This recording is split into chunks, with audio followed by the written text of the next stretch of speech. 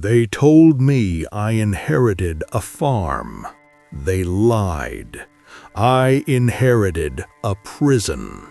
Rule number 3, beware the deer with white eyes. Tonight, they are standing at my window. The call didn't come as a surprise. It came as a confirmation of a dread I had carried in my marrow since childhood. Silas Vance was dead. My uncle, a man I hadn't seen in 15 years, had collapsed in the foyer of our ancestral home in Blackwood Valley. The lawyer's voice was dry, devoid of sympathy, merely reciting the logistical details of a funeral I had no desire to attend and an inheritance I had no desire to claim. But blood is a shackle, and the Vance blood is heavier than most. I arrived at the estate on a Tuesday under a sky the color of a bruised plum. Blackwood Valley was a place geography had forgotten, a deep gash in the earth where the fog clung to the trees like funeral shrouds. As I drove my rental up the winding gravel path, the house emerged from the mist. It wasn't just a farmhouse, it was a rotting sentinel, staring out with shattered windows that looked disturbingly like gouged eyes. The gate was the first warning, heavy oak reinforced with cold iron and carved into the center post deep enough to expose the raw heart of the wood were the rules. I stopped the car, my breath hitching in my throat. I remembered them. God help me, I remembered them from the nights Silas would lock me in my room, whispering that safety was a cage we built ourselves. 1. Never unbolt the iron shutters after dusk. 2. If the shadows in the cornfield stand tall, do not look at them. 3. Beware the pale stag. If you see white eyes, close your own. 4. The root cellar is the throat of the world. Keep it choked. My fingers trembled as I traced the jagged letters. This wasn't the eccentricity of a lonely old man. It was a desperate prayer carved in timber. I unlocked the gate, the rusted hinges screaming in the silence, and drove through. Inside, the house smelt of stagnation, dust, old paper, and a faint metallic tang that reminded me of dried blood. Silas had left everything in a state of suspended animation, a half-eaten meal on the table, mold blooming across the bread, his reading glasses resting on a leather-bound journal. But it was the silence that unnerved me. It wasn't a peaceful quiet, it was a holding of breath. The house was waiting. I spent the first few hours securing the perimeter, checking the iron horseshoes nailed above every threshold. They were warm to the touch, too warm. As twilight began to bleed the color from the world, I sat in Silas's armchair and opened his journal. The handwriting was erratic, the scrawl of a man whose hand shook with more than just age. October 12th. The scratching has returned. It's louder this year. The roots are thirsty. I fear the iron is losing its potency. The pale herd watches me from the tree line. They know I am fading. I was reading by the light of a single flickering lamp when I heard it, a voice drifting in from the oppressive darkness outside. Arthur. It wasn't a shout. It was a caress, a soft melodic lilt that bypassed my ears and vibrated directly in my skull. I froze. The air in the room dropped 10 degrees in a second. Arthur, my sweet boy, come home. My mother. It was my mother's voice, perfect in every cadence. But my mother had died in a car wreck when I was 7. I stood up, my hand gripping the back of the chair until my knuckles turned white. The rule echoed in my mind. If the shadows stand tall, no, wait, There was an unwritten rule Silas had drilled into me verbally. Count. Always count. 1, I whispered, my voice trembling. Arthur, please, it's so cold out here. 2, 3. Open the door, son. Don't you love me? 4, 5, 6. The voice began to distort. The sweetness curdled into something guttural, a wet, tearing sound like meat separating from bone. Open the door, you ungrateful wretch. 7, 8, 9. I squeezed my eyes shut. 10. Silence.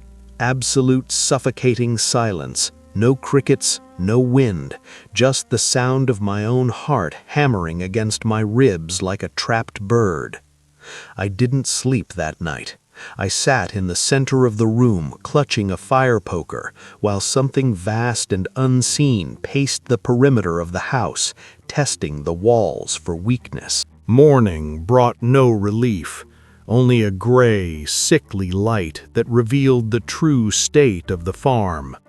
The fields were barren, the soil a shade of black that looked scorched rather than fertile. I drove into town, needing to escape the oppressive gravity of the house. The town of Oak Haven was small, a cluster of buildings huddled together as if for warmth. When I walked into the county clerk's office, the silence was instant. Eyes averted, conversations died. I asked for the property records. The clerk, an elderly woman named Mrs. Higgins, with eyes like polished glass, handed me a thick, dusty file without a word. Her hand brushed mine, and she recoiled as if I were contagious. "Silas was the last," she whispered, her voice barely audible. We hoped the line ended with him." "What happened here?" I asked, desperation creeping into my tone. "Why is everyone afraid of a derelict farm?" She leaned in, looking around as if the walls had ears. "It's not the farm, Mr. Vance. It's what lies beneath it. Your family didn't settle that land. They were assigned to it." I took the files to a local diner and began to read. The history of the Vance family was a litany of tragedy, suicides, disappearances, madness. Every patriarch of the Vance line had died on the property, usually under mysterious circumstances. My great-grandfather was found with his eyes clawed out. My grandfather simply vanished, leaving only his clothes folded neatly by the cellar door.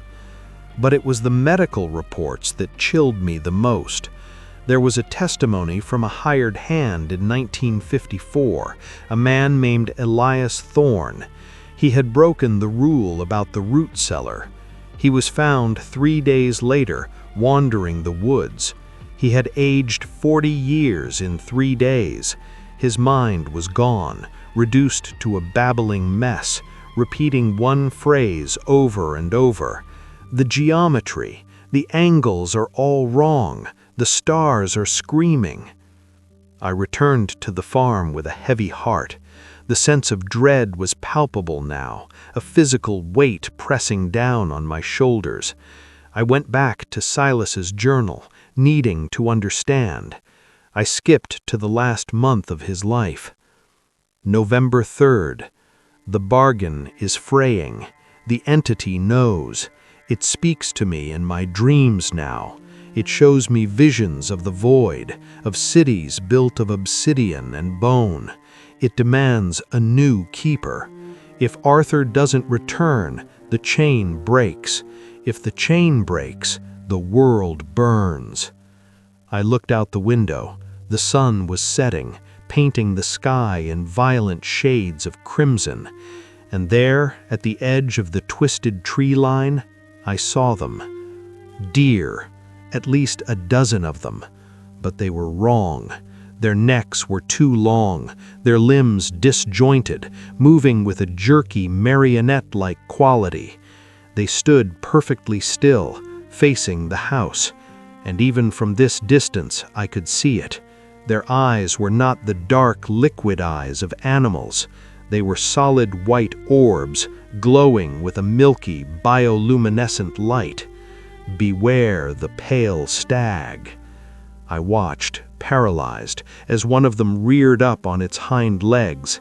It didn't just stand, it elongated, its spine stretched, its front hooves twisting into crude finger-like appendages. It was mocking the human form.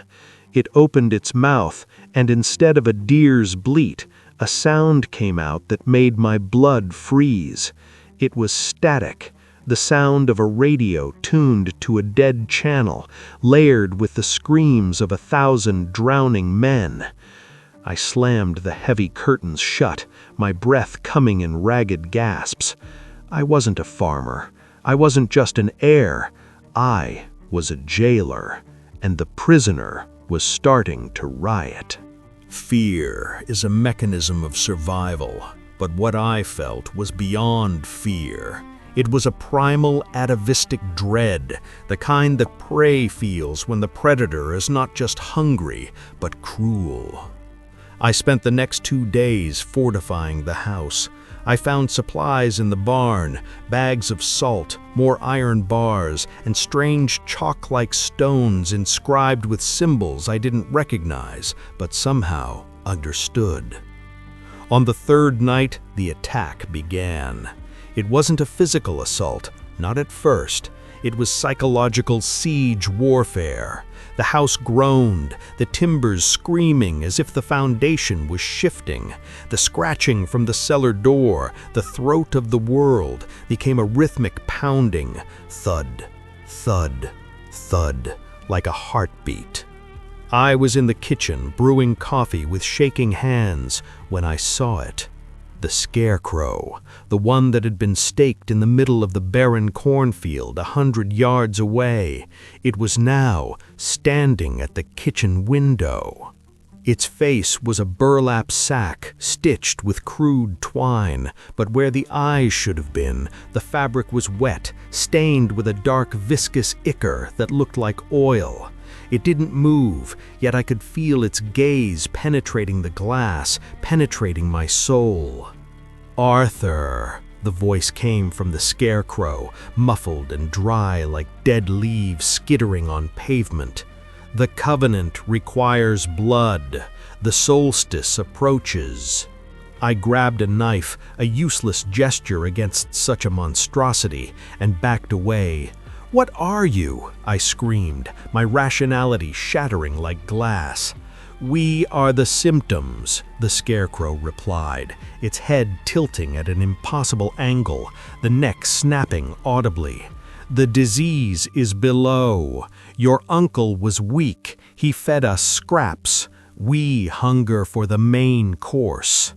I ran to the living room, barricading the door. I dove back into the journal, searching for a weapon, a spell, anything. I found a loose page tucked into the back binding. It was a map of the farm, but drawn in layers. The surface was just the skin. Beneath it, Silas had drawn a complex network of tunnels, a labyrinth that spiraled down into the earth. At the center, he had sketched a seal, a circle containing a heptagon bound by runes. "The prisoner is not of this earth," Silas had written. "It fell from the space between stars eons ago. The Vance bloodline acts as a biological lock. Our will, our life force reinforces the seal. When the solstice approaches, the barrier is thinnest. One must go down. One must speak the words of binding." I realized then the cruelty of my inheritance. I hadn't inherited a farm. I had inherited a life sentence. The creatures outside, the pale herd, the scarecrow, they were just emanations, leakage from the thing trapped beneath. That night, the power died. The darkness that flooded the house was absolute. I lit a lantern, the flames sputtering nervously. The pounding on the cellar door stopped. The silence returned. Then a sound I will never forget. The sound of a lock clicking open. Not from the outside, from the inside. I had double-checked the cellar padlock. I had reinforced it with chains. But as I walked into the hallway, the heavy oak door to the cellar stood ajar. A cold, fetid wind blew up from the darkness, smelling of ozone and ancient rot.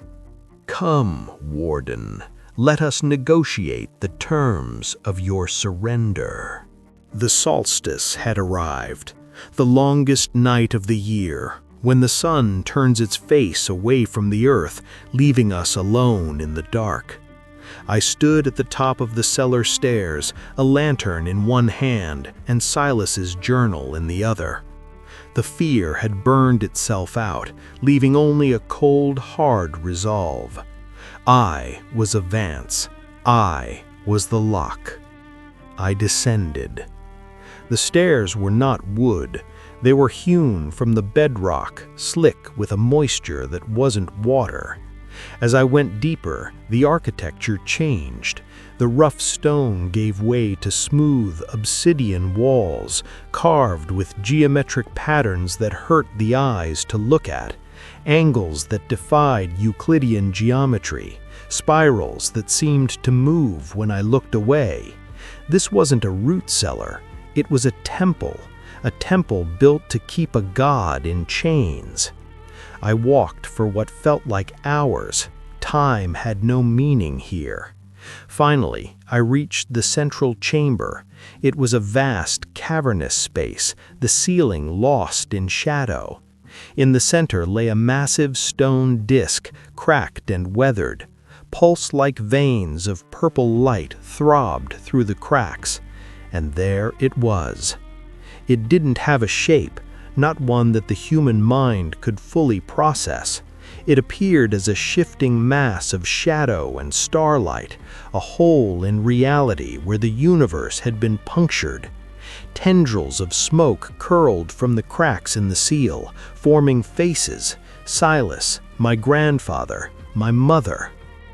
"Arthur," the entity spoke, not with sound, but by vibrating the atoms of the air itself. "The final Vance. You are so small, so fragile." "I am the warden," I said, my voice echoing in the vastness. I sounded braver than I felt. "A battery," the entity sneered. "Your ancestors were fools. They trapped me, yes, but they trapped themselves with me. Look at what I offer." Visions flooded my mind. I saw the universe burning. I saw civilizations rise and fall in the blink of an eye. I saw the ultimate truth of the cosmos, that we are meaningless dust motes floating in a void of indifference. It offered me power. It offered me freedom from pain, from death. "Break the seal, Arthur. Let us merge. Let us consume this withered world and birth a new one." The temptation was physical, a narcotic pull, to just let go, to stop fighting, to stop the fear. I saw the cracks in the seal widening, a claw, massive and comprised of solidified darkness, pushed against the stone. But then I remembered the photo on Silas's mantle, my parents, the town of Oakhaven, Mrs. Higgins, the innocent people who slept in their beds, unaware that a monster lived beneath their feet. They were the reason. "No," I whispered. I opened the journal to the last page, the incantation of binding. It wasn't English. It was a phonetic transcription of a language that predated humanity. I began to chant, "Nothrog, Thum, Vosh, Vance, Eternum." The entity shrieked. It was the sound of tearing metal. The chamber shook violently. Dust and rock rained down. The shadows lashed out at my skin, cutting deep. I felt my energy draining, my life force being sucked out to fuel the stone. My vision blurred. My nose began to bleed. then my ears. "You cannot hold me forever," the entity roared, as the voice shattered the glass of my lantern. "I don't have to," I gasped, falling to my knees, placing my bloodied hand on the seal. "Just for tonight, just for this lifetime." I poured everything I had left, my anger, my grief, my fear, into the stone. The purple light flared, turning a blinding white. The cracks hissed and began to fuse shut. The claw retreated, dissolving back into smoke. The entity let out one final mournful wail, a sound of infinite loneliness, before the seal clamped shut with a thunderous boom that resonated through the bedrock of the entire valley. I collapsed into the darkness, the silence of the tomb wrapping around me. I woke 3 days later in my own bed. Sunlight, real warm sunlight, was streaming through the window. The air in the house felt different, lighter. The oppressive weight was gone, replaced by a quiet, solemn stillness. I walked outside. The snow had covered the barren fields in a pristine white blanket. The scarecrow was just a bundle of straw and cloth, lifeless. The tree line was empty. The pale herd had vanished back into the nightmares from which they came. I drove into town later that afternoon. I went to the diner. Mrs. Higgins was there. She looked up as I entered, and for the first time she didn't look afraid. She looked relieved. She walked over to my table and placed a hand on my shoulder. "The storm passed," she said softly. "Yes," I replied, my voice raspy. "It passed." "You have the look," she noted, studying my face. "Silas had it. Your grandfather had it. The look of a man who has seen the edge of the map." I looked at my reflection in the diner window. My hair, which had been jet black a week ago, was now streaked with white at the temples. My eyes looked older, deeper, like wells that went down too far. I wasn't the same man who drove up that gravel road. Arthur Vance, the software engineer, was dead. He died in that cellar. I returned to the farm.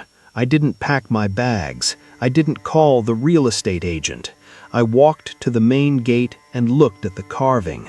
The wood had healed over the old rules, the letters faint now. I took a knife from my pocket and began to carve anew. The rules hadn't changed, but the authority behind them had. I understand now.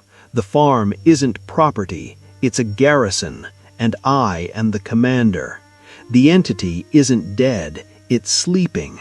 It will wake up again, maybe in 20 years, maybe in 50, and when it does, it will find a Vance waiting for it. I walked to the barn and found the ledger Silas kept. I turned to a fresh page and picked up the pen. December 24th. The transition is complete. The seal holds. The sacrifice is accepted. I am no longer guarding the farm from the world. I am guarding the world from the farm. As I closed the book, I heard a sound from the woods, a twig snapping. I looked out the window. A single deer stood at the edge of the forest.